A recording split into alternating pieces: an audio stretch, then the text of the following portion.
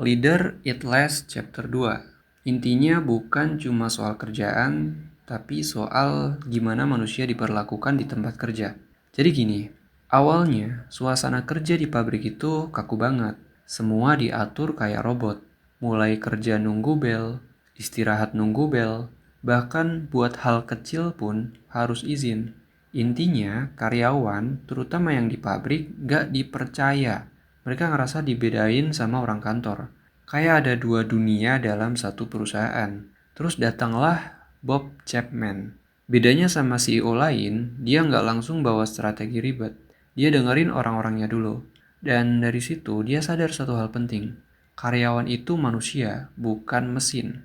Dari situ perubahan mulai terjadi. 1. Bel dihilangin. 2. Absensi ketat dihapus. 3. Gudang yang tadinya dikunci dibuka, artinya mulai percaya orang. 4. Semua orang diperlakukan sama, nggak peduli kerja di kantor atau di lantai pabrik. Jadi simpelnya, dia kasih kepercayaan dulu, baru berharap kepercayaan itu balik. Efeknya gila sih, berubah total. Orang jadi lebih peduli satu sama lain, lingkungan kerja terasa kayak keluarga, bahkan ada kasus karyawan saling ngasih cuti mereka buat bantu temannya yang lagi kena masalah keluarga. Yang menarik, performa perusahaan juga ikut naik. Jadi ini bukan cuma soal baik hati, tapi emang berdampak ke bisnis. Terus ada momen penting yang bikin Chapman sadar lebih dalam.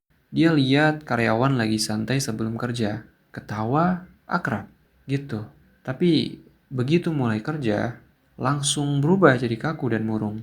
Dari situ dia kepikiran, kenapa orang bisa bahagia di luar kerja tapi nggak di dalam kerja. Dan dia sadar masalahnya bukan pada orangnya, tapi pada lingkungannya. Nah, manusia itu secara alami butuh rasa aman dan dipercaya. Kalau di tempat kerja malah penuh tekanan dan saling curiga, kita jadi defensif, egois, bahkan saling sikut. Tapi kalau lingkungannya aman dan saling percaya, orang jadi lebih kolaboratif, lebih loyal, lebih maksimal ngasih kontribusi. Ini bukan teori manajemen doang, tapi juga soal biologi manusia. Nah, terus Chapman bilang, jadi pemimpin itu kayak jadi orang tua. Setiap karyawan itu anak seseorang. Orang tua mereka menyerahkan mereka ke perusahaan, berharap diperlakukan dengan baik. Jadi, tugas pemimpin itu bukan cuma ngejar angka, tapi juga menjaga dan merawat manusia.